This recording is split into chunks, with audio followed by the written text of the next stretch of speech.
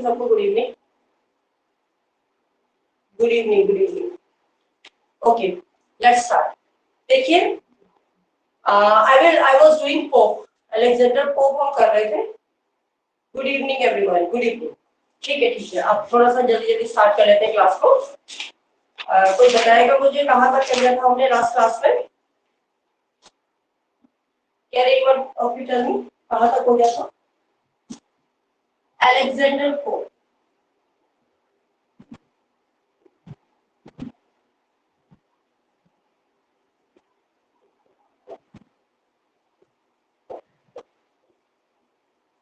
Sixteen 1888 से 1744 तक का जो पीरियड था that was of Alexander pope. Alexander pope का मैंने आपको सबको बता दिया है कि स्टार्ट थोड़ा सा मैंने कर दिया था, राइट? चलिए थोड़ा सा मुझे जल्दी से बता दीजिए लास्ट लाइन मैंने कहां तक लिखाई थी, तो मैं उसके आगे कंटिन्यू कर देती हूँ। जल्दी से कोई भी टेक्स्ट करके बता दीजिए प्लीज, मेक इट फास्ट। कोई बताइए लास्ट क्लास में हमने कहां तक कर लिया था? No one is there to tell me. Even I don't remember कहां तक हो गया था, बिकॉज सैटरडे को भी थी class, right?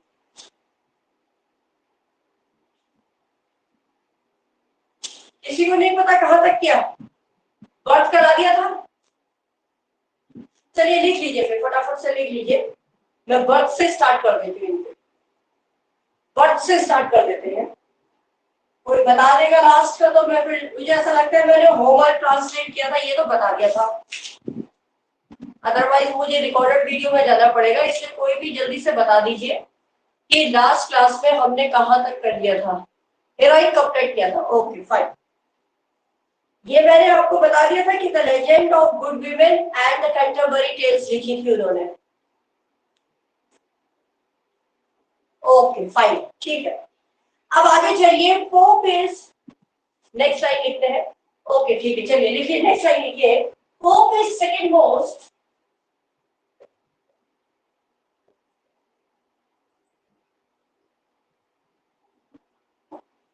Pope is second most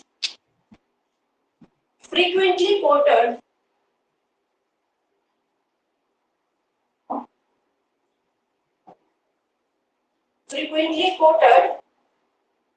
writer in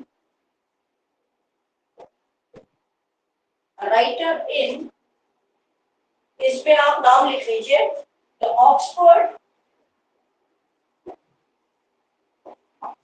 dictionary, the Oxford dictionary of quotations, the Oxford dictionary of quotation.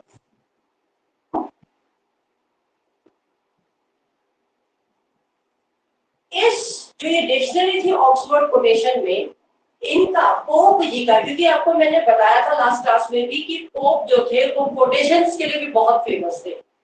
और इसके बाद एक लाइन आती है आफ्टर द शेक्सपियर, कहने का मतलब है शेक्सपियर जो थे वो कोटेशन के लिए सबसे ज्यादा फेमस थे।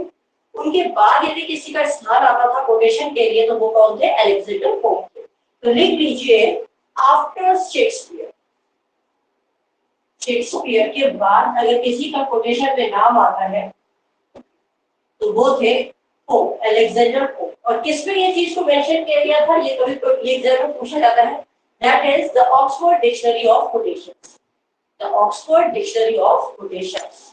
ठीक है, चलिए नेक्स्ट लिखिए, सम ऑफ हिज फेमस कोटेशंस। अब इनके कुछ फेमस कोटेशंस हैं जो एग्जाम में अक्सर पूछे जाते हैं, ये लिख लीजिए, सम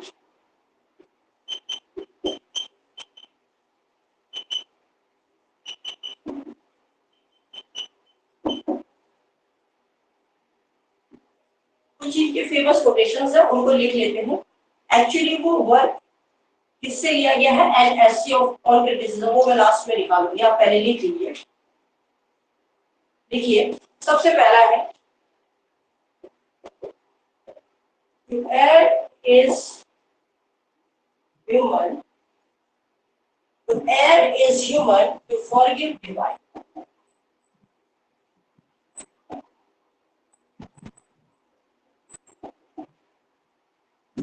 वेयर इज ह्यूमन, गलती इंसान से होती है और माफ कौन करता है? दैव्य शक्ति, भगवान करते हैं, डिवाइन।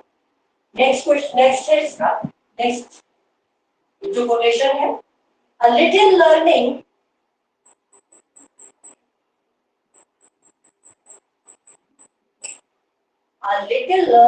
is dangerous।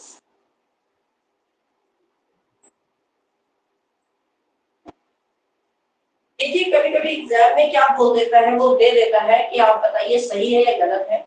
तो वो कहते हैं ना, अधूरा ज्ञान बड़ा ही खतरनाक होता है, डेंजरस होता है, ये इसका मतलब है। अब यहाँ पर लर्निंग की जगह कभी कभी एग्जाम में नॉलेज भी दे देते हैं। तो अगर नॉलेज आ रहा है, अगर दे रहे हैं a little knowledge is dangerous, तो ये गलत है। गलत इसलिए है क्योंकि ये पोप ने नहीं दिया था। पोप ने कोटेशन में क्या दिया था? लर्निंग को दिया था। तो अगर पोप की कोटेशन पूछेंगे तो वहां पर लर्निंग की जगह नॉलेज होगा तो गलत होगा। ठीक है, अगर लर्निंग कहीं आ रहा होगा तो आपने सिर्फ लर्निंग वाले ऑप्शन पे ही आंसर देना है। नेक्स्ट है, मतलब आधा नॉलेज डेंजरस होता है। फूल्स rush,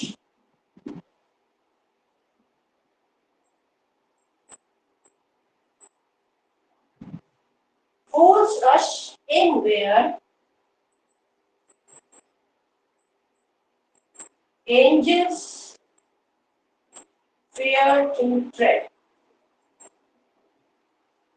Fools rush in where angels fear to tread। tread का मतलब होता है घबरा जाना, घबरा जाना। fear का मतलब होता है डर। ठीक है, तो ये क्या कह रहा है, देखिए फूल्स रश, जहां मतलब कि कहते हैं जहां पर भी फूल्स का जमावड़ा होता है ना, तो एंजल्स वगैरह वहां जाने से क्या करती है, वो घबराती है। मतलब जहां जितने ज्यादा फूल्स होंगे, जब फूल्स की गैदरिंग है, तो कहने का मतलब है वहां जो एंजल्स है, परियां है, वहां जाने से क्या करती हैं, घबराती हैं। उनको भी वहां डर लगता है बेवकूफों के साथ रहने में। तो ये इसका कोटेशन का मतलब है। और ये सब के सब जो कोटेशंस है, ये कहां से लिए गए हैं, इसको लिख लीजिए आप, एन एसे ऑन क्रिटिसिज्म। मैं दूसरे पेन से लिख देती हूँ। ये सारे के सारे कोटेशंस हैं, एन एसे ऑन क्रिटिसिज्म। ठीक है, एसे ऑन क्रिटिसिज्म से लिए गए हैं। और ये ऐसे कब आया था, पब्लिश हुआ था 1711 में, पब्लिश्ड इन 1711। ये डेट भी आपको याद रखनी है, कौन सी डेट, 1711। ठीक है, याद आ गया। चलो नेक्स्ट लिखिए, इसको मिटा देते हैं, मैं ऊपर से लिखना स्टार्ट कर देती हूँ।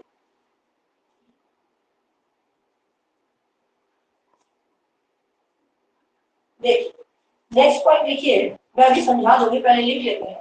Post education was affected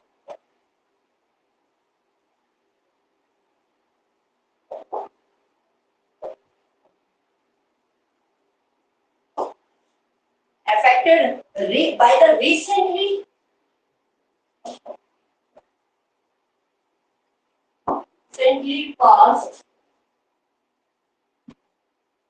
recently passed Test Act. ये आता है एग्जाम में,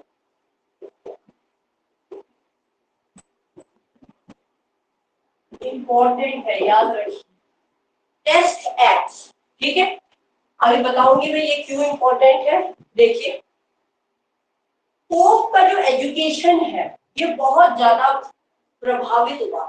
जो उसी समय में हाल फिलहाल में जब पोप पढ़ाई वाले हो गए थे, तो उसी समय पे एक टेस्ट एक्ट आया, टेस्ट एक्ट, जिसमें यह माना जाता था कि जितने भी रोमन कैथोलिक्स होंगे, मैंने आपको लास्ट क्लास में बताया था, इनके दोनों माता पिता क्या थे, रोमन कैथोलिक्स थे। और रोमन कैथोलिक्स को हर चीज से वंचित किया जाता था, उन्हें कोई भी सुख सुविधाएं नहीं मिलती थी, उनको पढ़ने का, आगे बढ़ने का कोई अवसर नहीं था। तो क्योंकि वो खुद क्या थे, रोमन कैथोलिक में जन्मे हुए थे, तो उनको पढ़ाई के लिए तो उनको आगे कोई अपॉर्चुनिटी नहीं थी, तो वो स्कूल भी नहीं गए। तो वो स्कूल नहीं गए क्योंकि यहाँ ये लॉ आ गया था, इसको कहते हैं टेस्ट एक्ट, अभी आगे लिखाऊंगी। तो इसके तहत उनको एजुकेशन नहीं मिल सकती थी। घर पे ही रह के बड़े बड़े राइटर्स की किताबों को पढ़ के ही अपनी इस शैली को डेवलप किया और इसी में उन्होंने वर्क करके एक दिन बहुत बड़े फेमस क्या बन गए, एक राइटर, ट्रांसलेटर एंड सैटायरिस्ट बन। ठीक है, तो आगे हम इसी को करते हैं।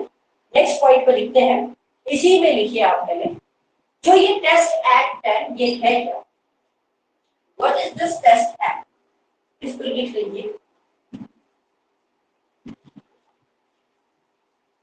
जहां समझ में आए तो पूछ सकते हैं आप लोग, ठीक है।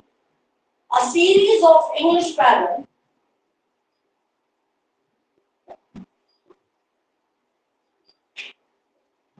series of English panel laws imposed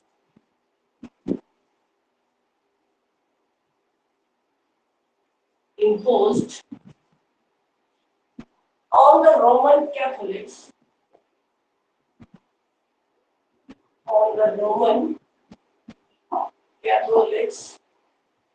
ठीक है, या रोमन कैथोलिक प्लीज पढ़ दो क्योंकि हम इसके बाद जो भी लिखते हैं, Roman Catholics and non conformist.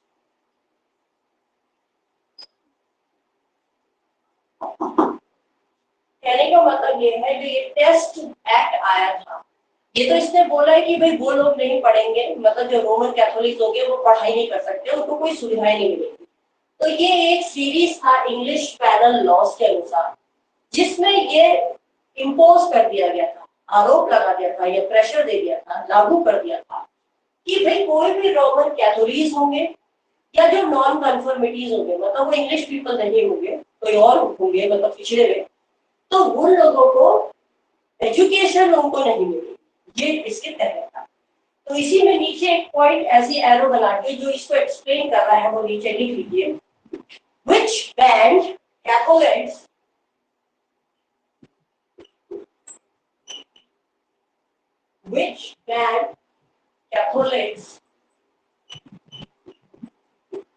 ठीक है from teaching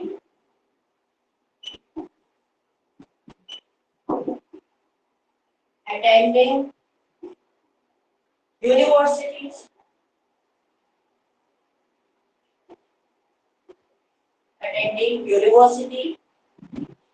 यूनिवर्सिटीज भी कह सकते हैं, वोटिंग and holding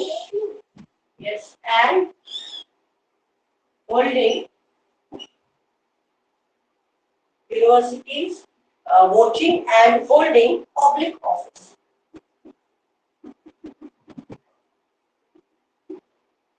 देखो यही बात अभी मैंने ऊपर बता दिया आपको कि क्या था इसमें। अच्छा, कोई बहुत लेट ज्वाइन किया, किसने किया? प्रकाश सर। ठीक है, देखो अब तो थोड़ा नए नए टॉपिक चल रहे हैं, तो लिटरेचर इस समय में ज्यादा लूंगी, तो इसलिए लिटरेचर की क्लास को मिस मत कीजिएगा। ये क्या था, ये बैन, इसने बैन कर दिया था, इस टेस्ट एक्ट ने बैन कर दिया था कैथोलिक्स को पढ़ने से, कोई भी यूनिवर्सिटी में एडमिशन लेने से, ना तो वोटिंग देने से, मतलब वोटिंग भी नहीं दे सकते थे, इसका मतलब वो उसको अपने देश का सिटीजनशिप समझते ही नहीं, और कोई भी पब्लिक ऑफिस में ये नहीं रह सकते थे, मतलब उसको होल्ड नहीं कर सकते। तो पढ़े ही नहीं थे तो कैसे पब्लिक ऑफिस में वहां पर कुछ कर सकते? ठीक है, तो ये एक बहुत बड़ा दुर्भाग्य रहा अलेक्जेंडर पोप के लिए। नेक्स्ट, इन 1700, आगे आगे मिटा दें इसको। इसके बाद कोई बात नहीं, रिकॉर्ड भी हो रहा है, थोड़ा लेट आता है, उस दिन भी क्लास थोड़ी लेट ही रिकॉर्ड तो हो चुकी थी, लेकिन उसका जो उसने रिकॉर्डिंग शो करी है वो काफी लेट करी, टेक्निकल प्रॉब्लम भी आ जाती है कभी, क्योंकि रिकॉर्डिंग तो मैं डेली करती हूँ। ठीक है, आगे लिखिए आप इसी में, इन 1700 1700 में pope was, when pope was मतलब जब पोप 14 साल के, पोप वॉज अराउंड 14 years, जब लगभग वो 14 साल के थे, his family moved, उनका जो परिवार था वो चला गया, वहां से चला गया, कहाँ चला गया? मूव ठीक है, अब ये चले कहाँ गए, इनकी फैमिली कहाँ चली गई, टू अ स्मॉल एस्टेट, एक बहुत छोटी सी जगह पे, टू अ स्मॉल एस्टेट, और उस एस्टेट का नाम था at Pope's Wood, at Pope's Wood, याद रखिएगा इसको, कहाँ गए थे, at Pope's Wood in Winfield, in Winfield, जो कहाँ था, बर्कशायर में, ठीक है, एक छोटे से जगह पे गए, जिस पोप्स वुड इन विनफील्ड, जो कहाँ था, बर्कशायर में, ठीक है, क्लोज टू द, ये कहाँ था, किसके नजदीक था, close to the Royal Windsor Forest, Royal Windsor Forest, ये कुछ पॉइंट्स हैं, इनको आपको याद भी करें, जो किसके नजदीक था, close to the Royal Windsor Forest. अब ये वहां से, क्योंकि इनकी एजुकेशन वगैरह भी नहीं हो पा रही थी, इनके लिए सर्वाइव करना भी मुश्किल था, तो ये इनकी फैमिली वहां से चल गई, वहां से हट गई, लेकिन हटी कब, जब वो 14 साल के हो गए, ठीक है। नेक्स्ट इसी में लिखिए, एट बिनफील्ड,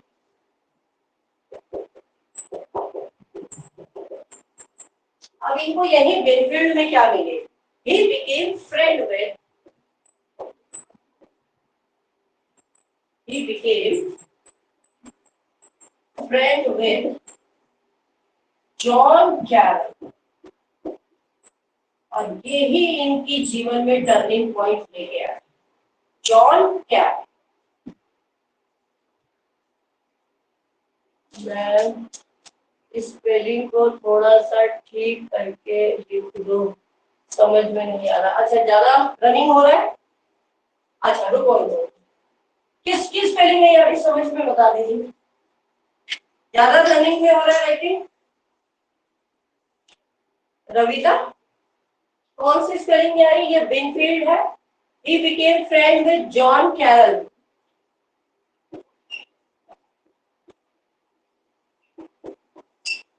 कौन सी स्पेलिंग, चलो पोप्स वुड है, ठीक है, आगे देखूंगी, ध्यान दूंगी, अगर कहीं समझ में ना आए तो आप पूछ लीजिएगा, ठीक है, ठीक है। नेक्स्ट देखिए इसी में, आई, तो ये जो मैंने आपको बोला, जो ब्रिनफील्ड जगह है, वहां पर ये किसके दोस्त बन गए, जॉन कैरल, ठीक है, जॉन कैरल के बने, अच्छा अब ठीक है, ओके, जॉन कैरल के बने, ठीक। अब जॉन कैरल जो है, ये वही है, वो पोप डेडिकेटेड, अब ये जो जॉन कैरल है, ये वही व्यक्ति हैं whom Pope dedicated the rape of law.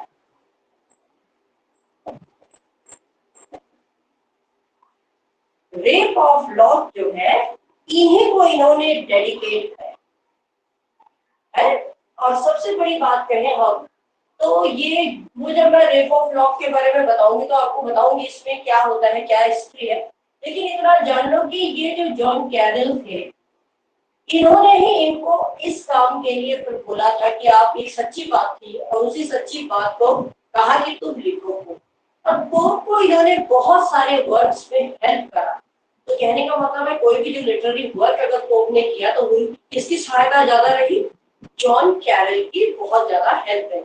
John Carol अपने आप में इनसे करीबन 20 साल बड़े थे, be 20 years older, who was John Caryll इनसे 20 साल उम्र में बड़े थे, और उन्होंने इनको बहुत गाइड की, ठीक है, अब और इन्होंने बहुत हेल्प करी इनको इनके वर्क के लिए, जो भी वर्क ये करते थे। नेक्स्ट लिखिए, at the age of just 12 years,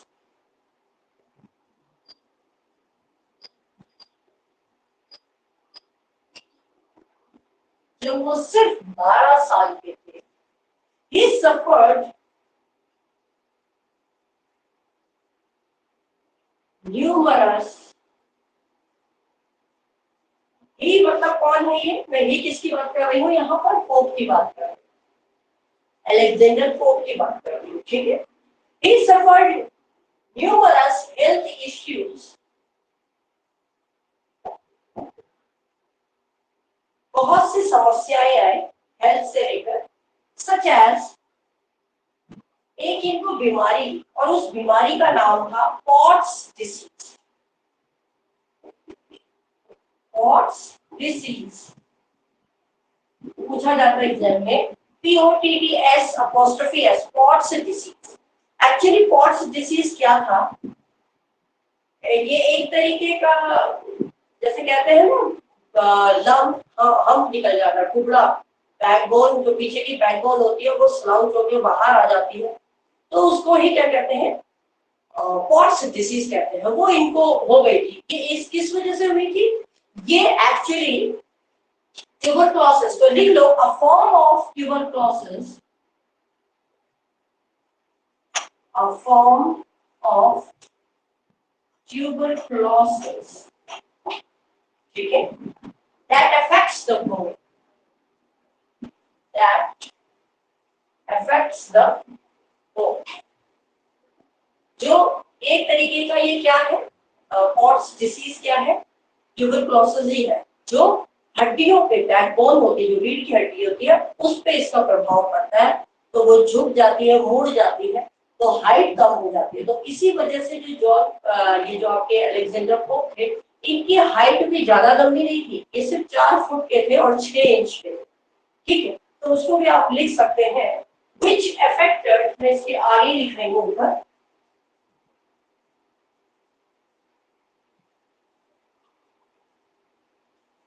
which affected his growth,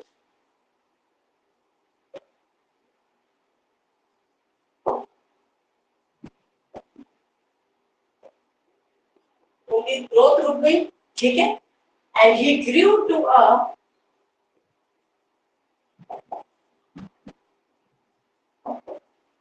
height of 4 feet 6 inches या 8 इंचेस भी कहीं कहीं क्लियर है, ठीक। तो इतना नहीं पूछेगा वो कितने इंच थे, कितना वो था, सिर्फ ये है कि वो डिसीज कौन सी थी, that was pots disease, pots. इसी वजह से इनकी शादी भी नहीं होती है, एक ये रीजन भी इनके आता है, क्लियर। नेक्स्ट है, he mostly educated himself, he mostly educated himself, इन्होंने ज्यादा से ज्यादा अपनी पढ़ाई खुद ही करी। मैंने आपको बोला ना टेस्ट एक्ट आया, जब टेस्ट एक्ट आया तो इन्हें स्कूलों में कहीं एडमिशन नहीं मिला, इन्हें पढ़ने की कोई इजाजत भी नहीं थी, 14 वर्ष के ये हो चुके थे, इन्होंने कुछ नहीं पढ़ा था, तो अब ये अपने आप खुद ही क्या कर रहे थे? पढ़ रहे थे, एजुकेट कर रहे थे, ठीक है। himself by reading the works of, by reading the works of, बहुत सारे राइटर्स का इन्होंने वर्क्स को पढ़ा। रीडिंग द वर्क्स ऑफ, हम कह सकते हैं कुछ क्लासिकल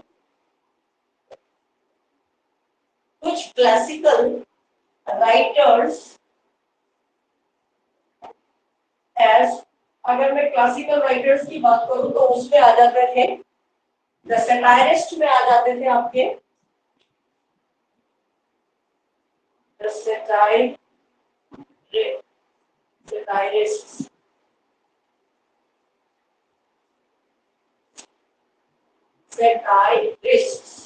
ठीक है, व्यंग करने वाले। तो जो सैटायरिस्ट थे उनमें जो नाम आता है वो आता है आपका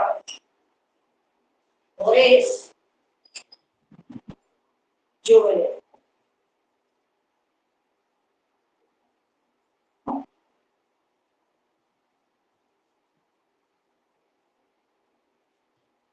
जुवेनिल,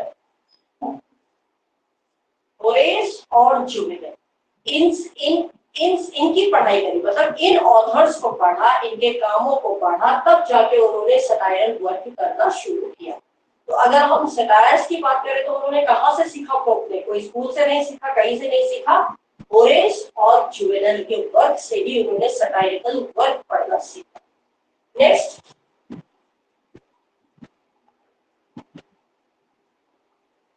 है द एपिक पॉइंट्स।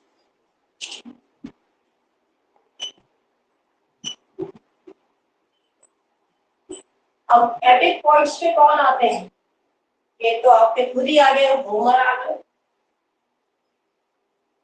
और वर्जिल। तो अगर हम बोले इन्हें एपिक का ज्ञान कहाँ से हुआ, इन्होंने होमर को ट्रांसलेट किया, होमर के वर्क को ट्रांसलेट किया, इलियड एंड दी ओडिसी दोनों को किया था। वो कौन कौन से सन में किया वो मैं आगे भी बता दूंगी।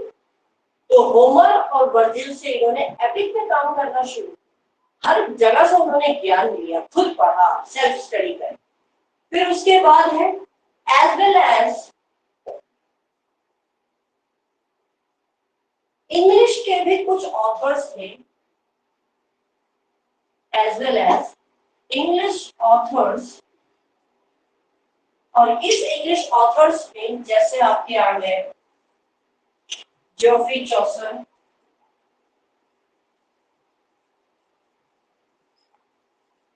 ठीक है, फिर आगे आपके विलियम शेक्सपियर,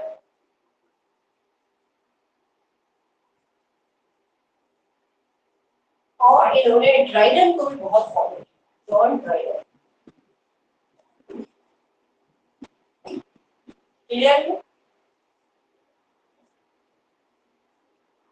तो अगर हम बात करें कि अलेक्जेंडर पोप ने पढ़ाई कहाँ से करी, उन्होंने ये काम करना कहाँ से सीखा, तो उन्होंने सटायरल के लिए होरेस और जुवेनल को पढ़ा, उनके कामों को पढ़ा, वहां से उन्होंने सीखा। एपिक लिखने के लिए उन्होंने होमर और वर्जिल जैसे बड़े राइटर्स और एपिक पोएट्स से सीखा। और अगर हम इंग्लिश ऑथर्स की बात करें जिसमें विलियम कोटेशन वगैरह, ये विलियम शेक्सपियर से उन्होंने किया, जॉन ड्राइडन से बड़ा फिजिकल जिसे कहते हैं वो उन्होंने वहां से लिया, जॉन ड्राइडन से। और जोफ्री चौसर से उन्होंने हीरोइक कपलेट का यूज करना सीखा, कैसे करना। मैंने आपको कल एक क्वेश्चन बताया था, एग्जाम में भी आता है, यदि कभी पूछा जाए कि who is the who was in which of the following known as the master of heroic couplet, तो अगर मास्टर शब्द आएगा तो आपका अलेक्जेंडर पोप आएगा, ठीक है। भले पायनियर खोजा किसने किया, किसने बताया था इसके बारे में, बताया जोफ्री चौसर, लेकिन इसका भरपूर उपयोग किसने किया, पोप ने किया, तो इसीलिए उसको मास्टर कहा, ठीक है। ये क्वेश्चन एग्जाम में आते हैं तो आप इसको थोड़ा सा भूलिएगा। चलिए नेक्स्ट करते हैं, हम वर्क पे चलते हैं, मिटा दें इसको, आई होप लिख लिया होगा आप लोगों ने।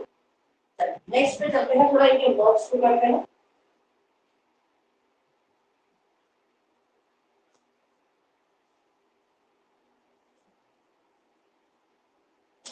सेवेंटीन हंड्रेड नाइन लिख लीजिए वर्क्स में। In May 1709, 1709 में Pope's Pastorals,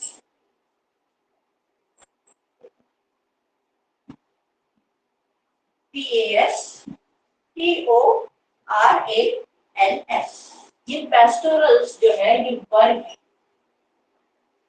कब आया ये 1709 में आया, और ये ही इनका पहला वर्ग थी, ठीक है। तो फर्स्ट वर्ग अभी पूछ लिया जाए तो वो यही। तो पेस्टोरल वॉज पब्लिश्ड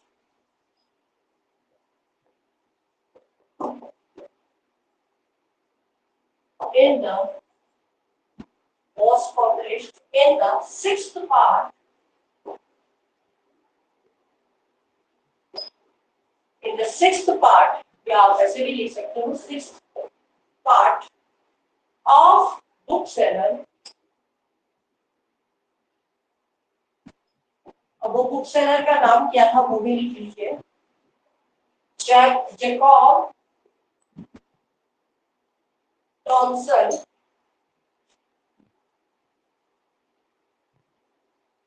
ये स्पेलिंग देखिए ना, जैकब टॉनसन्स पोएटिकल मिसलेनियस। कौन से बुक सेलर में ये work publish on pastoral, Jacob Johnson's poetical miscellaneous, miscellaneous की जगह मिसलेनियस, मिसलेनियस NIE। ठीक है, तो एग्जाम में अगर क्वेश्चन पूछ लिया जाए, क्योंकि ये सबसे पहला वर्ग है और इस वर्ग के बाद ही इनको नाम मिलना शुरू हो गया, तो ये अपने आप में बहुत इंपॉर्टेंट चीज है। तो आप इसको इम्पोर्टेंट ही बनाते चलो, क्योंकि मैं इम्पोर्टेंट वर्ड्स को ही करा रही हूँ।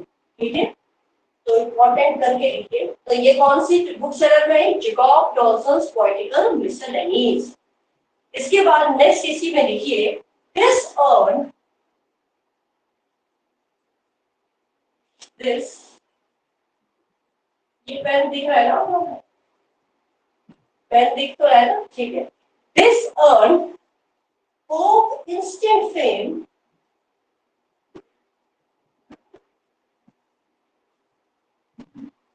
उन्हें इंस्टेंट का मतलब होता है एकदम। देखो, इनको कोई नहीं जानता था, लेकिन इन्होंने जो काम किया पेस्टोरल में वो इतना ज्यादा प्रभावित हुआ, इतना ज्यादा ऊंचाई मिली कि सब लोग इनको जानने लगे। इन्हें तुरंत ही क्या मिल गई?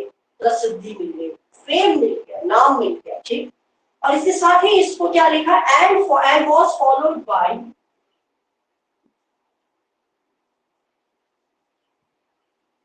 and was followed by, जब इन्होंने पेस्टोरल लिख ली थी 1709 में, इन्हें नाम मिल गया, इन्होंने नाम कमा लिया, तो इसके बाद इन्होंने एक वर्ड और लिखा और उसका नाम था एन एसे ऑन क्रिटिसिज्म। इसको भी लिख लीजिए, लिखिए एन एसे ऑन क्रिटिसिज्म, जिसके मैंने आपको कोटेशंस लिखवा। उसके बाद इन्होंने इस वर्ग को भी लिख लिया और ये पब्लिश हुआ था, मैंने पीछे भी लिखवाया है, पब्लिश ये भी मई में पब्लिश हुआ है 1711। आपको महीने नहीं याद रखने, आपको सिर्फ ईयर याद रखना। ठीक है, क्योंकि इनको पेस्टोरल ने बहुत नाम दिया, उसके बाद इन्होंने दूसरा काम भी शुरू किया, that was the essay on criticism, जिसमें इन्होंने कोटेशंस को भरपूर यूज किया और वो पब्लिश हुई थी 1711। ठीक है, इसके बाद और इम्पोर्टेंट पॉइंट बन के आता है जो एग्जाम में अक्सर पूछा जाता है, पोप बिकेम, अब इन्हें नाम मिल गया, सब कुछ मिल गया, तो अब इनके बहुत सारे फ्रेंड्स बन गए। पोप बिकेम फ्रेंड विद, ठीक है, अब इनकी दोस्ती किस किस के साथ है तो वो लिख लीजिए। और ये हुई कब थी ये भी मैं बता दूं आपको, 1711 में ही। जैसे इन्होंने ये वर्क लिखा उसके बाद ही इनके दोस्त बन गए। तो वो दोस्त कौन थे? फ्रेंड की अगर मैं बात करूं तो एक तो आपके आते हैं जॉन गे, GMI गे, दूसरे हैं जोनाथन शिफ्ट,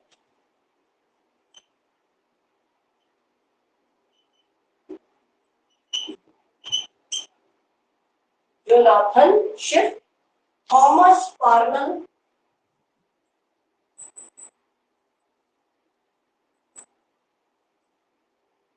एक है जॉन गे, जोनाथन शिफ्ट, उसके बाद आपके आते हैं थॉमस पार्नल और John Albert north, John Albert north. ये दोस्त बने, 1 2 3 4, ये 4 इनके दोस्त बने और इन चारों दोस्तों ने फिर एक मिलकर एक क्लब बनाया और उस क्लब का नाम एग्जाम में अक्सर और हमेशा पूछा जाता है, तो वो भी लिख लीजिए। They found, यही नीचे दिखाई तो दे रहा है ना, ये सबके लिए है। They found, इन्होंने क्या ढूंढा? The scribblers, the scribblers, SCRIBLEUS,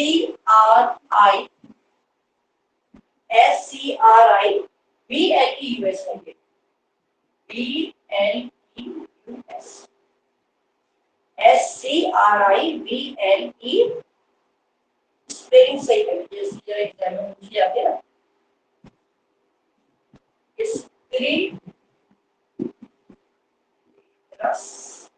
ठीक है, SCRIBLERUS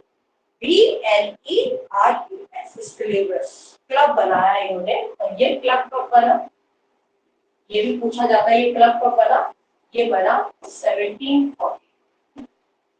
कब बना ये क्लब, 1740 में। ये क्लब का नाम आता है, पूछा जाता है तो 1740 में बना। और सबसे बड़ी बात है ये क्लब तब तक रहा जब तक इसमें जितने भी ये थे जो फ्रेंड्स थे जिन्होंने मिलके ये जो फाउंडर थी, एक एक करके जब फाउंडर की मृत्यु हो गई तब जाके ये क्लब भी क्या हो गया, बंद हो गया। तो ये क्लब 1745 में जाकर खत्म हो जाता है। तो इसको भी हम पॉइंट पर लिख लेते हैं, ये बंद, ये मिटा दें, ऊपर वाला बता दीजिए।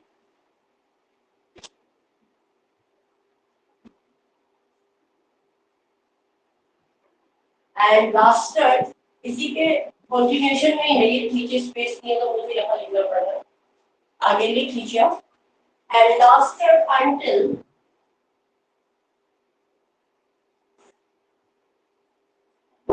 until the death of the founders,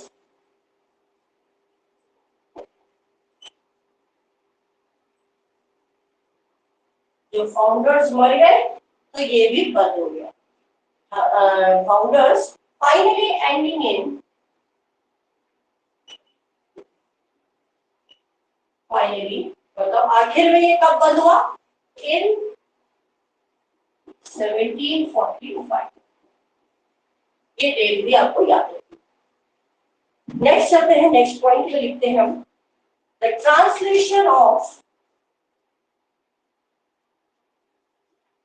इसके बाद नेक्स्ट लिखिए the translation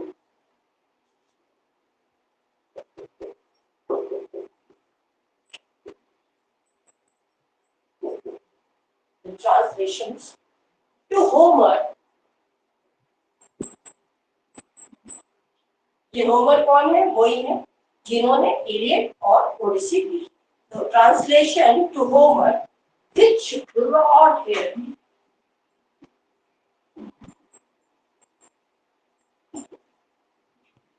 which brought him a lot of money, brought him a lot of,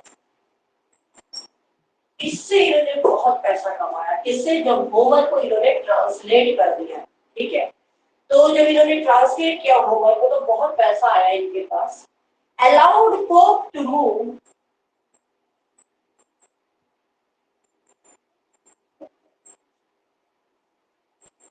और इनको कहा, ये इतने गरीब थे, इनके पास पैसा नहीं था, बड़ी तंगी में इन्होंने जीवन दिया, लेकिन जब इनके पास पैसा आया होमर को ट्रांसलेट करने के बाद, तब ये कहाँ चले गए, अपने विला में चले। विला तो आप जानते हैं, मैंशन, और वो मैंशन का नाम था एच तो ये लिख लीजिए, आता है एग्जाम में। Allowed Pope to move in 1719 में to a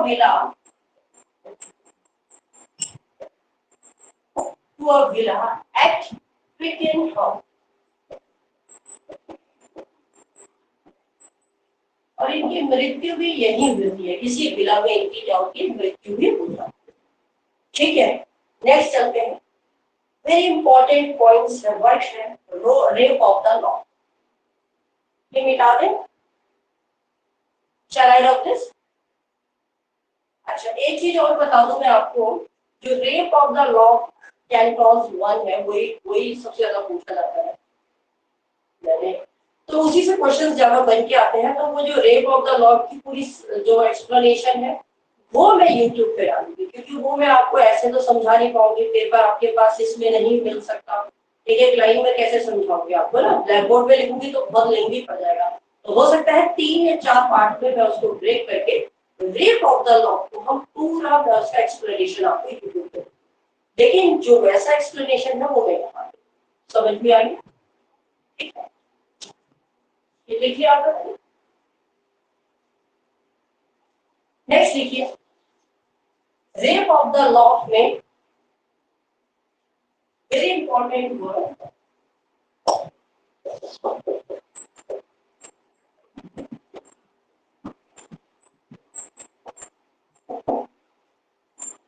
rape of the law, ये क्या है? It is a mock epic,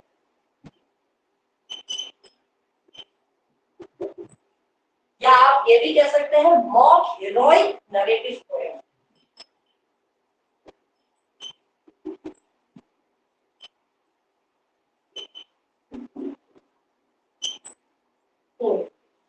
ठीक है, लॉ के बारे में तो एग्जाम में बहुत पूछा जाता है। यस यस, वही मैं बोल रही हूँ, यही इनका सबसे ज्यादा फेमस वर्क है। तो इसीलिए इसकी मैं आप लोगों को उसमें, क्योंकि एक एक बहुत सारे लाइंस है, तो वो पॉसिबल नहीं है कि मैं आपको ऐसे बता सकूं, तो इसलिए वो मैं आपको YouTube में उसका पूरा एक्सप्लेनेशन दे दूँ। हो सकता है मैं आप लोगों को जो वीडियो बनाऊंगी वो मैं आपको यूट्यूब में तो जो जाएगा जाएगा, आपके उसमें भी डाल दूंगी, व्हाट्सएप ग्रुप में भी डाल दूंगी। ठीक है, समझ में आएगा? तो देखिए, मॉक एपिक ये एक हास्य एपिक है। मॉक का मतलब होता है हास्य, या आप कह सकते हो मॉक हीरोइक नरेटिव पोएम, एक लंबी सी पोएम जिसको नरेट किया है। ये इसका, ये कभी कभी इसका टाइटल भी आता है, पूरा टाइटल पूछा जाता है। तो ये पोएम इसके बारे में है। ठीक है, इस तरीके की ये पोएम है जो किसमें लिखी गई है? Written in heroic couplet, written in heroic couplet. ठीक है, क्लियर है? नेक्स्ट लिखिए। इसमें अब मैं जब हीरोइक कपलेट कह रही हूँ तो आप समझ गए होंगे इसमें क्या होगा। जब आप पोएम देखोगे तो आपको तो भी समझ में आएगा। ये होता है pair of rhyming lines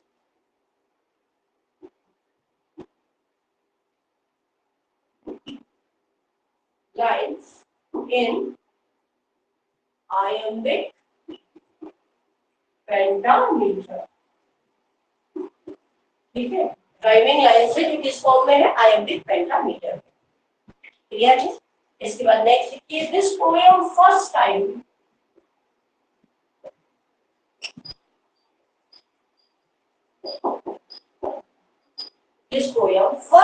published in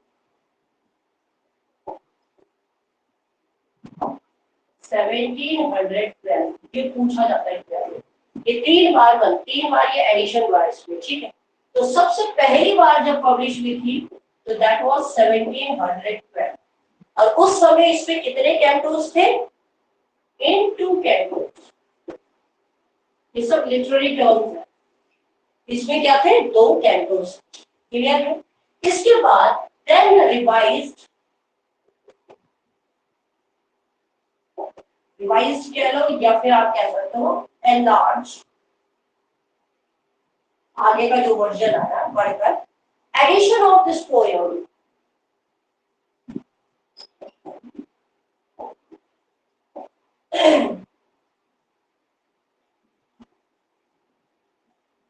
then the revised and large edition of this poem came in 1714। देखो 2 साल बाद 1712, फिर इसके बाद 1714। हाँ ठीक है, 1712, 1714, 1717, बिल्कुल सही। फिर इसका ये दूसरा आया 1714। ठीक, और इसमें कितने कैंटोस में आया ये भी याद रखिए, इसमें 5 कैंटोस में आया, इन 5 कैंटोस। अब ये 5 कैंटोस में कैसे हुआ ये भी लिख लीजिए। ठीक, 5 कैंटोस में ये इस प्रकार से हुआ कि 2 कैंटोस तो पहले एडिशन से आए, 2 कैंटोस फ्रॉम फर्स्ट एडिशन। ठीक है, 2 तो ये वहां से थे और 3 ये बाद में है। ठीक है, एंड 3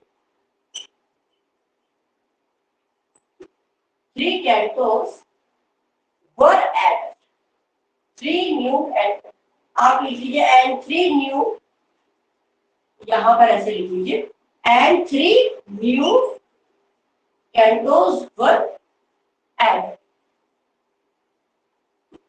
और 3 और जुड़ गए, तो 3 और 2 5 हो गए, ठीक है। The final form with all correction, अच्छा ये मैं मिटा देती हूँ, जगह नहीं हो रही है। शैल आई रब दिस?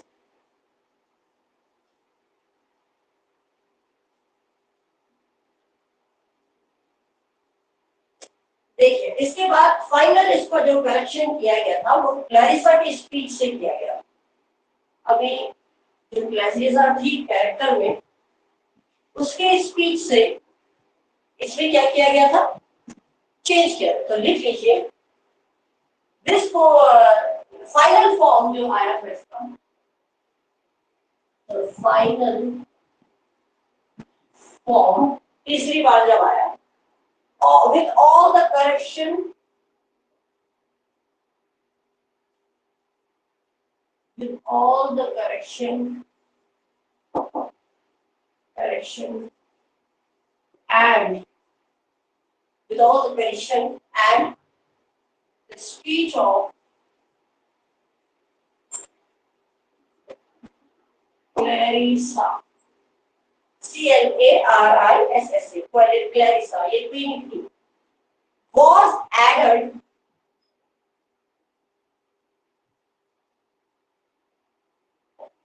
which came, जो लास्ट एडिशन आया था वो आपको पता ही है 1717, which came in 1770, ठीक है।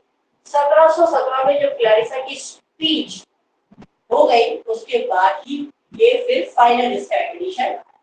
एक्चुअली होता क्या है कि जो ये lock of the rape of the जो लॉक है, उसमें जॉन कैरल ने एक्चुअली जो सच की कहानी थी उसी को दर्शाया है, लेकिन नाम जो है वो कैरेक्टर्स के थोड़े बदल दिए।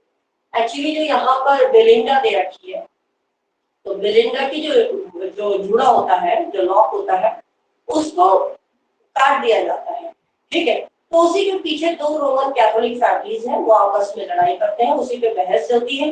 तो उसके बाद जब क्लैरिसा की जो स्पीच आती है उससे वो फिर समाधान होता है उसमें, ठीक है। तो इसको मैं डिटेल में जब मैं आपको पूरा वो एक एक लाइनें समझाऊंगी तो वहां पर डिस्कस करूंगी। नेक्स्ट चलिए, this poem is based on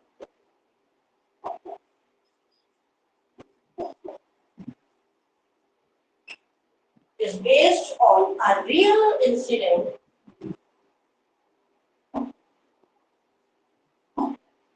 ये रियल इंसिडेंट जो वास्तविक सच की घटना है उस पर ये क्या है, आधारित, ठीक।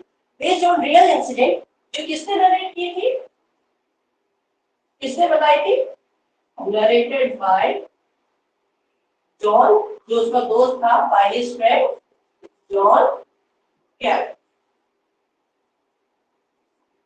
उन्होंने उसको बोला भी कि भाई तुम इसके बारे में लिखो। जिस समय पे ये विवाद चल रहा था, दोनों फैमिली से बहस चल रही थी, तब उन्होंने इस चीज के ऊपर लिखा। उन्होंने जाकर अलेक्जेंडर को कहा कि तुम इस चीज के बारे में लिखो, ठीक है। यहाँ तक क्लियर है, समझ में आएगी। इसके बाद इनके कुछ इंपॉर्टेंट जो वर्ड्स डेट के अकॉर्डिंग है उसको हम लिख लेते हैं, फिर उसके बाद हम आगे चलेंगे, ठीक है। देखिए शैल आई राइट दिस?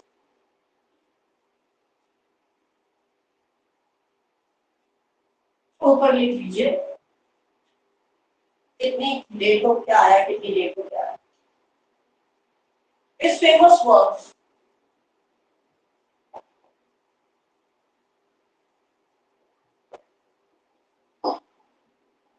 उनके फेमस वर्क्स, ठीक है। 1709 में आपको पता है सबसे पहली पोएम आई जिसका नाम था पेस्टोरल। फर्स्ट पोएम भी है ये, इनका फर्स्ट वर्क भी पेस्टोरल्स। उसके बाद 1709 के बाद 1711 1711 में आया इनका जो वर्क था, that was an essay on criticism.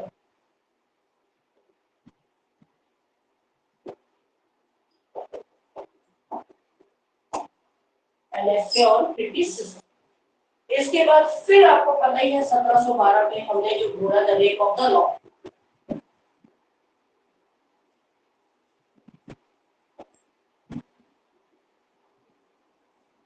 The rape of the law, ठीक।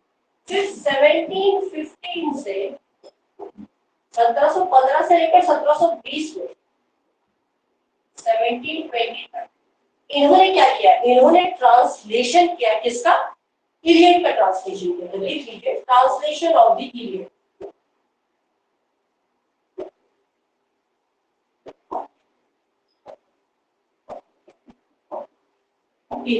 जो कि होमर का वर्क, उसको इन्होंने कब ट्रांसलेट किया, 1715 से 1720 के बीच। इसके बाद 1735 से लेकर और 35 नहीं 23 क्योंकि 20 है तो पहले इसके बाद 3 साल बाद 23 पे आओ।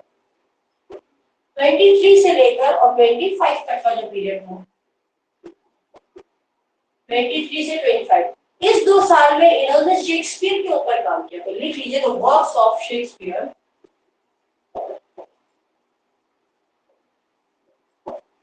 the works of Shakespeare in 6 volumes, 6 volumes, ठीक है। उसके बाद नेक्स्ट किया इन्होंने 25 के बाद आ जाएगी 28, तो 1728 से लेकर 28 से 20 एक रह गया है, रुकिए 1725 से एक और है, 1725 से और 26 के पीरियड में भी इन्होंने वर्क किया। वो दोबारा क्या था, ट्रांसलेशन करी इन्होंने, यहाँ तो इलियड की करी थी 20 में और 26 में इन्होंने किसकी करी थी, ओडिसी की। तो आप लिख सकते हैं ट्रांसलेशन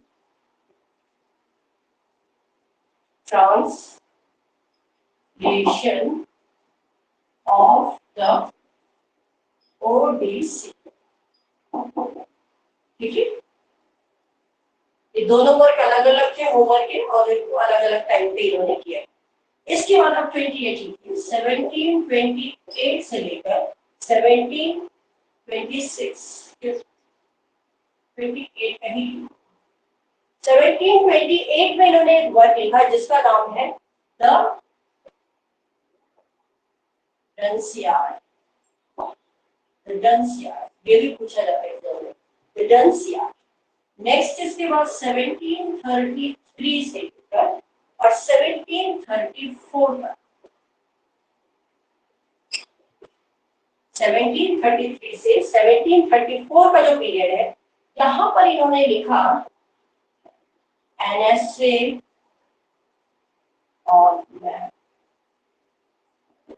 जहां इन्होंने ह्यूमैनिज्म की बात करी और ये भी अपने आप में एक इम्पोर्टेंट वर्क ही, ठीक है।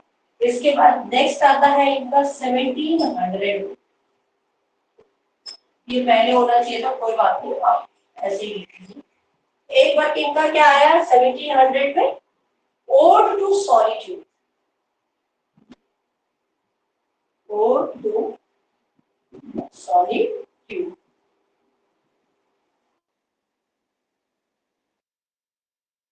ये भी, तो ये कुछ इंपॉर्टेंट फेमस वर्क्स हैं जो डेट्स वगैरह याद होनी चाहिए, क्लियर है। इसके बाद हम चलते हैं, मैं आपको एक्सप्लेन कर रही हूँ द डंसियार्ड। ये लिख लिया, शैल आई रब दिस,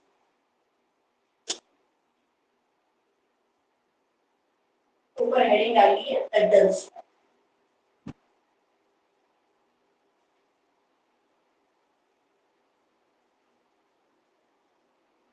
आप लोग को ज्यादा जल्दी तो नहीं लग रहा है, ढंग से सब मतलब समझ में आ रहा है सबको। मेन चीज ये भी है, समझ में सबको आना चाहिए। अगर कहीं आपको जल्दी लगे, कुछ लगे तो आप बता सकते हैं। Actually I am trying to finish the book today itself. हो ही जाएगा, हो जाएगा आपका तो पढ़ाई नहीं, ठीक है। लिख लीजिए द डंसियार्ड।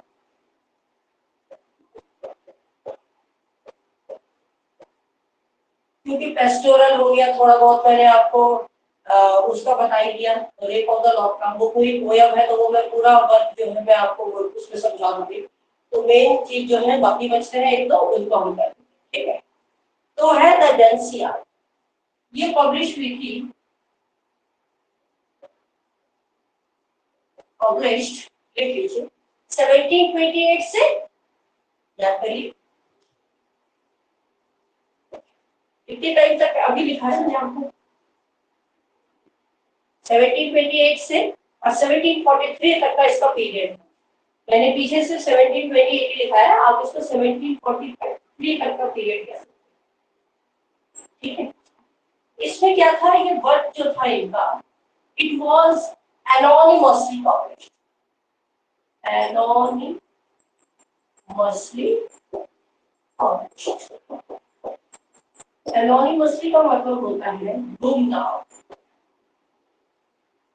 कहने का मतलब ये है, इन्होंने ये वर्क तो लिखा लेकिन इसमें अपना नाम कहीं नहीं, तो गुमनाम के नाम से ये चल, ठीक है। नेक्स्ट पॉइंट में लिखिए, ये एक मॉक हीरोइक पोयम है, मॉक हीरोइक पोयम मतलब हास्य हीरोइक, हीरोइज्म है इस पोयम में, जो कि किसमें लिखा गया है, इन आयम्बिक पेंटामीटर।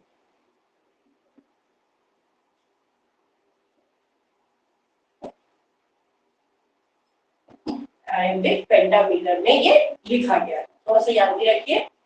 ये एक हास्यास्पद हीरोइक पोयम है, कौन सी संख्या, क्योंकि राजा के ऊपर तो इसलिए हीरोइक दे दिया, ठीक, जो आयम्बिक पेंटामीटर में लिखा गया। तो आप जब हम आयम्बिक पेंटामीटर बोल रहे हैं तो आपको दिमाग में बिल्कुल आ जाना चाहिए कि हीरोइक कपलेट, ठीक। नेक्स्ट, इंस्पायर्ड बाय,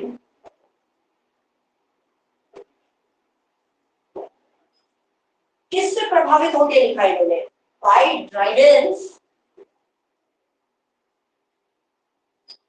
ड्राइडेंस का कौन सा वर्ड था, that was Mac Fleck, Mac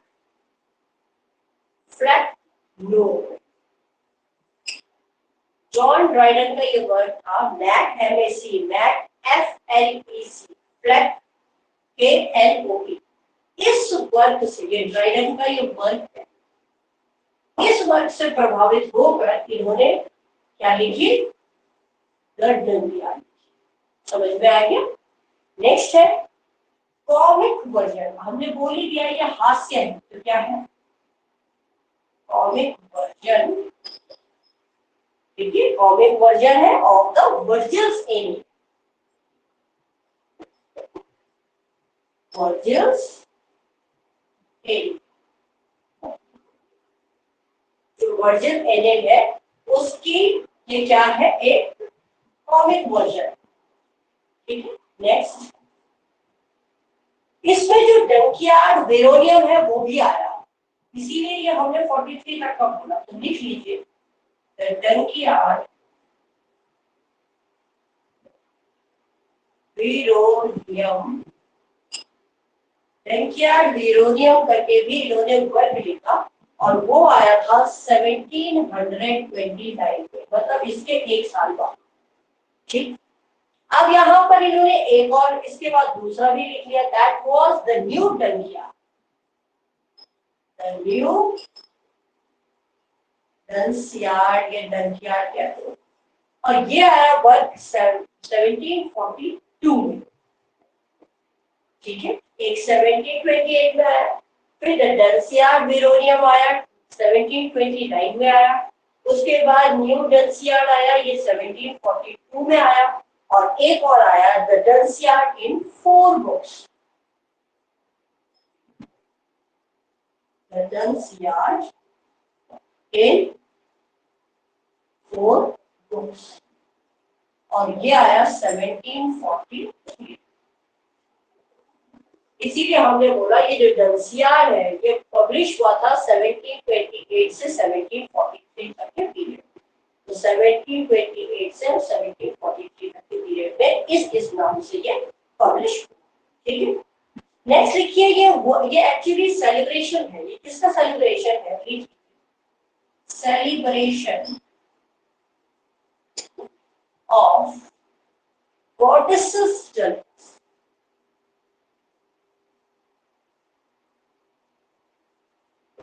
जो अंधेरे की देवी, जो अंधेरे की देवी, comic version of the Virgil's Aeneid के बाद किस पे लिखा है, डंसियार्ड वेरोनियम। आप लोगों को मेरी राइटिंग समझ में नहीं आ रही, ये है, देखिए मैं लिख के बता दूं, ये है वो डन सीआर विरोनियम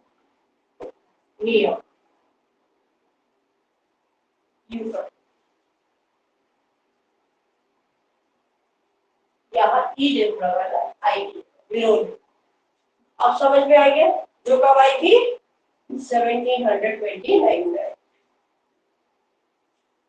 और किसी को प्रॉब्लम एनियार्ड या अच्छा एनियार्ड की स्पेलिंग ये एनियार्ड है AENID एनियार्ड हम पढ़ते हैं ना वर्जिल्स एनियार्ड। जब मैंने आपको यूनिवर्सिटी विट्स पढ़ाया था वहां भी इसका मैंने जिक्र किया था जब क्रिस्टोफर मार्लो ने अपना वर्क किया था क्वीन ऑफ कार्थरेज वहां पर भी मैंने वर्जिल और एनियार्ड का जिक्र किया है ना। तो वहीं से समझ में आ गया। इसके बाद मैंने आपको बोला ये सेलिब्रेशन ये जो वर्क है दलसिया ये क्यों था इसमें ये सेलिब्रेट कर रहे हैं किसको सेलिब्रेट कर रहे हैं किसको मना रहे हैं जो डलनेस है गॉडेस जो देवी है अंधेरे की उसको सेलिब्रेट कर रहे हैं। तो कभी कभी थीम आ जाती है कि भाई what was the theme of the Dunciad किस चीज पे बनी तो that was the celebration of goddesses dullness. जब वो पूछ लिया जाए कि in which of the following the goddesses of darkness was celebrated that was in which author's work कभी ऑथर्स का वर्क बोल रहे तो वो आ जाएगा द डलसियाड या ऑथर तो that is your Alexander pope. समझ में आया। इसके बाद हम आगे चलते हैं नेक्स्ट देखिए आफ्टर लिविंग। अच्छा अब यहाँ पर जो किंग ऑफ डलसियाड था उसका नाम क्या था वो भी आपको आना चाहिए। किंग ऑफ डलसियाड इसका राजा कौन था उसका नाम था तिबेट।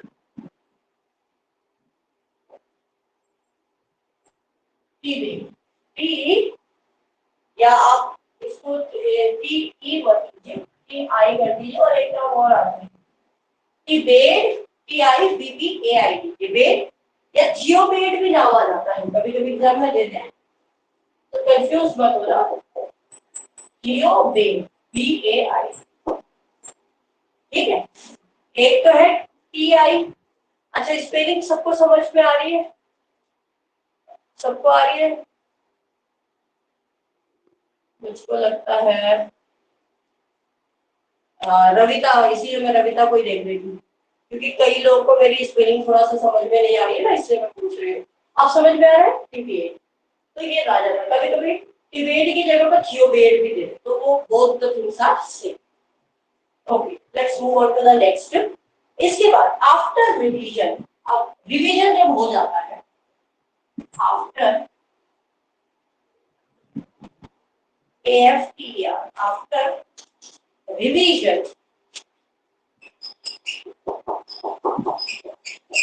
अब रिवीजन जब होता है मतलब दोबारा से देखा जाता है तो ये जो तिबेट होता है तो ये राजा होता है इसको हटा दिया जाता है दूसरा राजा आ जाता तो ठीक है। तिबेट वाज रिप्लेस्ड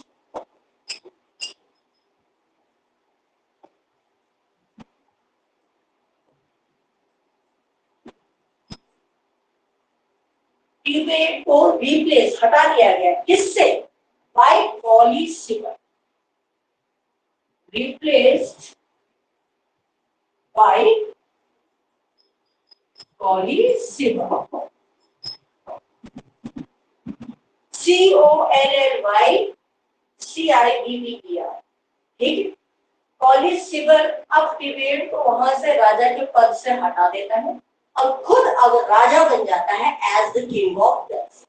अब ये क्या बन गया एज द किंग ऑफ डल्सिया।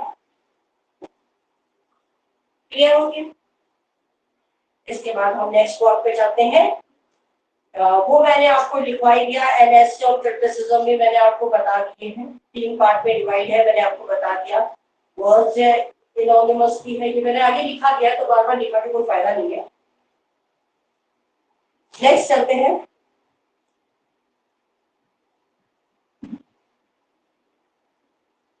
अच्छा एक पॉइंट जरूर लिख लीजिए जहां पर मैंने आपको एनएससी और क्रिटिसिज्म के बारे में बताया वहां एक पॉइंट नोट करके लिख लेना। मैं यहाँ पर आपको बता रही हूँ तो आप उसको लिख लीजिएगा। एन ऐसे वहीं पर ऐड कर लेना जहां पर आप लिख रहे हो। जहां पर आपने लिखा होगा एन ऐसे ऑन क्रिटिसिज्म, जिसमें मैंने आपको कोटेशंस भी लिखवाए थे, राइट। तो वो कोटेशंस जो लिखवाए थे वहीं पर उससे एक पॉइंट लिख दिया। आपको ये भी पता है कि 1711 में आया था, ठीक है। तो ऐसे क्रिटिसिज्म में ये लिख लीजिए, दिस पोएम रेफर्स टू, ये पोएम किसका रेफर करती है?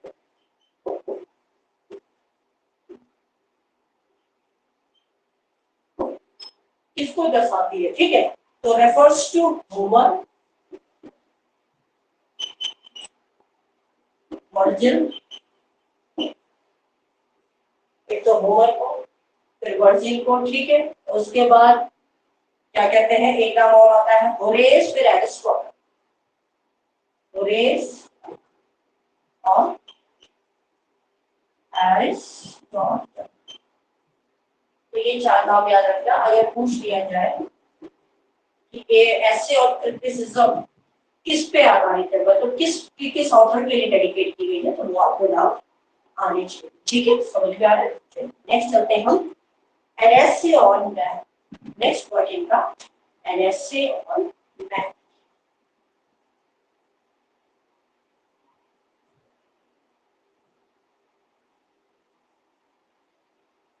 देखिए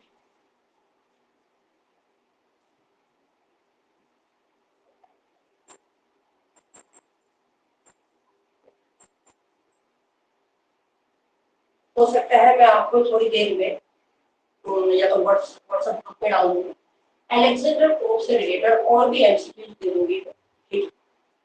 सारे एमसीक्यूज दे दूंगी बाद में, भले मैं उनको यूट्यूब पे भी डालूं तो कोई बात नहीं, मैं आपको आंसर सही दे रही हूँ, तो आप उसके आंसर्स भी देख लीजिए। और कल मैंने आपको अलेक्जेंडर पोप से रिलेटेड दिया था, किससे दिया था, जरा ये भी मुझे टेक्स्ट करके बता दीजिएगा। एंड ऐसे और है ये 1733 से 1734 तक का पीरियड, ठीक है। मुझे बता देना अलेक्जेंडर पोप पे दिया था, किस पे दिया था, अगर मुझे तो याद नहीं आ रहा, लेकिन अलेक्जेंडर पोप की मैंने कंप्लीट कर दिया है, आज बस एक ही रह गया और उसके बाद ये खत्म है। रेप ऑफ लॉक मैं इसलिए ज्यादा पढ़ाना चाह रही हूँ, उसको और डिटेल एक्सप्लेनेशन दे रही हूँ क्योंकि उससे क्वेश्चंस ज्यादा बनते हैं, तो वो मैं यूट्यूब में डालूंगी। अब मैं ये नहीं बोल रही मैं आज ही डालूंगी, हो सकता है 1-2 दिन भी लग जाए, बट वो रेप ऑफ द लॉक आप वहां से कवर कर, बाकी तो मैंने आपको बताया था एक्सप्लेनेशन लॉस का, ठीक है। नेक्स्ट देखिए, philosophical poem in 4 epistles.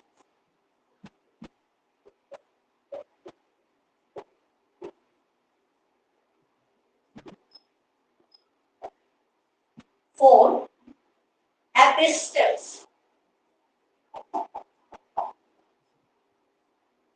Epistles. EPI, ठीक है।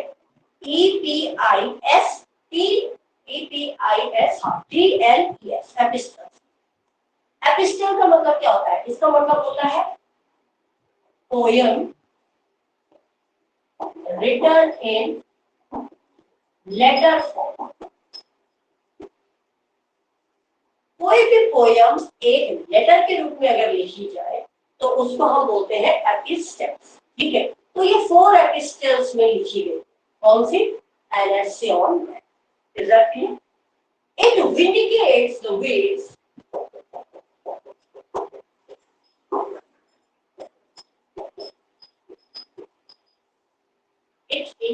vindicates indicating vindicate VINDICATE.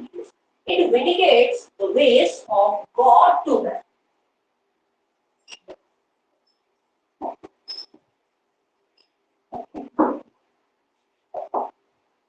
Indicate का मतलब होता है कोई भी चीज जो स्पष्ट, या हम कह सकते हैं साबित कर, प्रूफ कर। इसको मैं पेन से लिख लेती हूँ।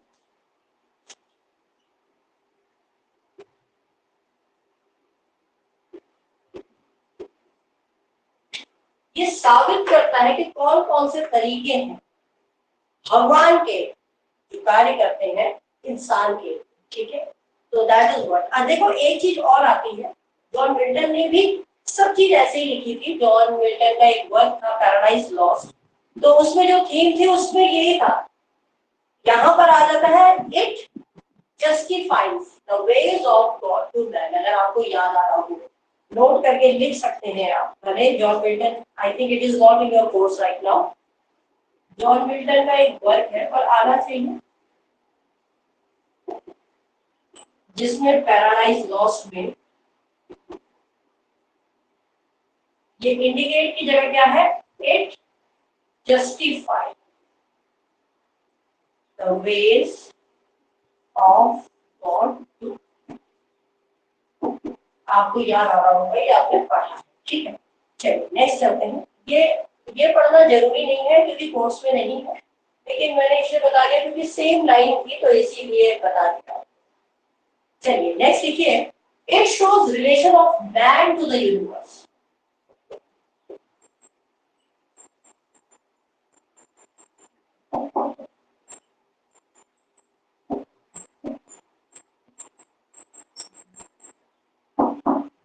कि भाई इंसान का क्या रिलेशन है यूनिवर्स से।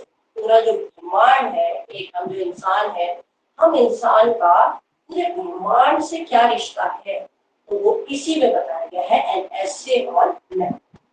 नेक्स्ट पॉइंट लिखिए, एड्रेस टू लॉर्ड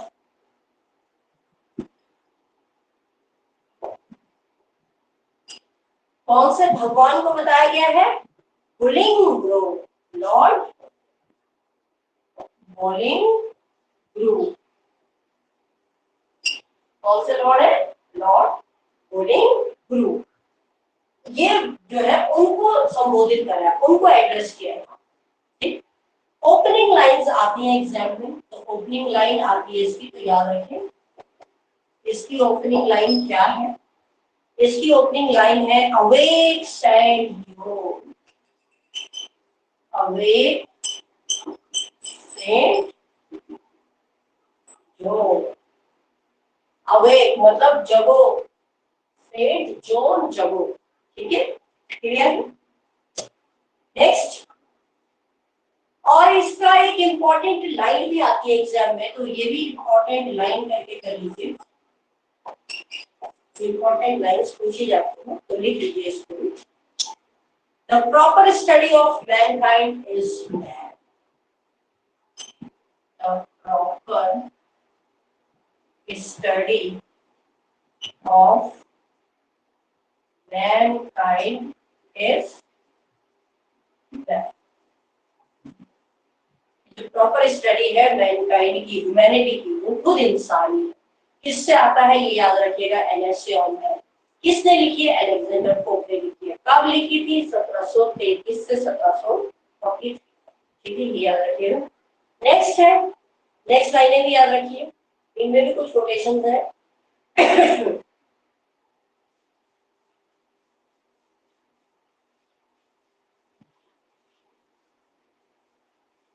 देखिए, the proper study of Mankind, अच्छा ये तो मैंने लिखा दी, दूसरी लिख लीजिए। नेक्स्ट है, an honest man the noblest creation of God. An honest man क्या है, an honest man the noblest creation of God.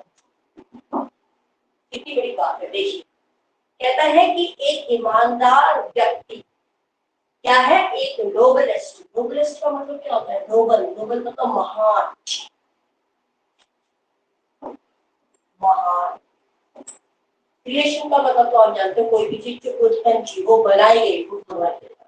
तो कहते हैं कि कोई यदि कोई भी व्यक्ति यदि कोई बहुत ज्यादा ईमानदार है, तो समझ जाओ कि वो क्या है, भगवान का किया हुआ एक महान ही कार्य।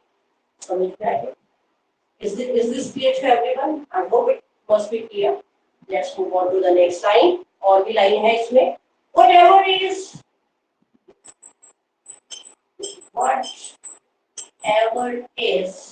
ठीक है, is right. WRIGH, मतलब whatever is sorry, राइट का मतलब आप जानते हैं, WRIGHT राइट का मतलब, इस राइट का मतलब होता है रचयिता। कोई जो रचयिता है, क्रिएटर, क्रिएटर हम गॉड को कहेंगे, तो रचयिता,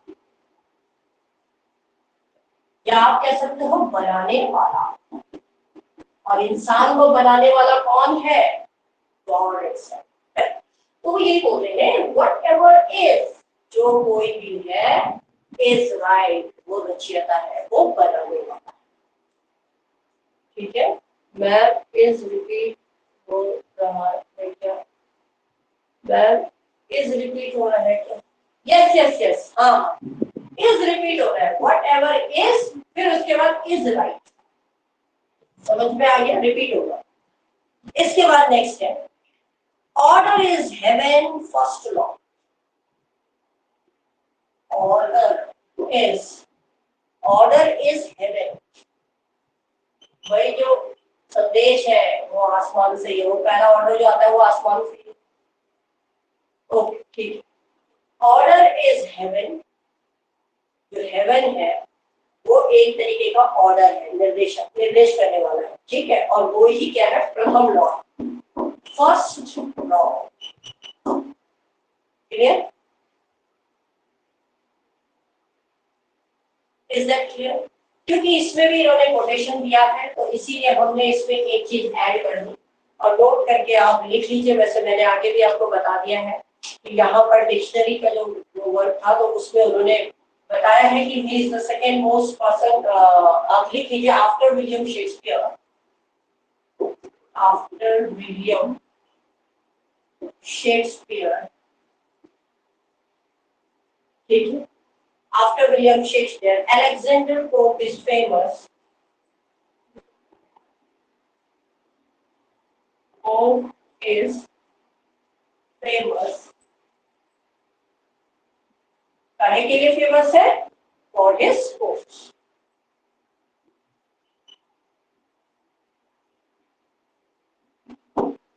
Quotes. क्लियर है यहाँ तक? आपको समझ में आ गया? एक इनका और रहता है, वो मैं आपको कल लिखवाऊंगी, ज्यादा पन्नों का नहीं है, उसको हम कल कर लेंगे, और कल आपका मैं नेक्स्ट ऑथर या कुछ स्टार्ट करूंगी। Okay, any doubt so you people can tell me. If you have any kind of query, I will give you. I will help you out. आप मुझे वर्ड उसमें भी कर सकते हैं टेस्ट में, और definitely I will give you some questions. ये लोग ऑनलाइन पढ़ रहे हैं, ठीक है? Okay. So I'm winding up the class right now. Hopefully you people are doing well. Practice भी ढंग से कर रहे होंगे. Shall I wind up? Please give me the message so that I can wind up.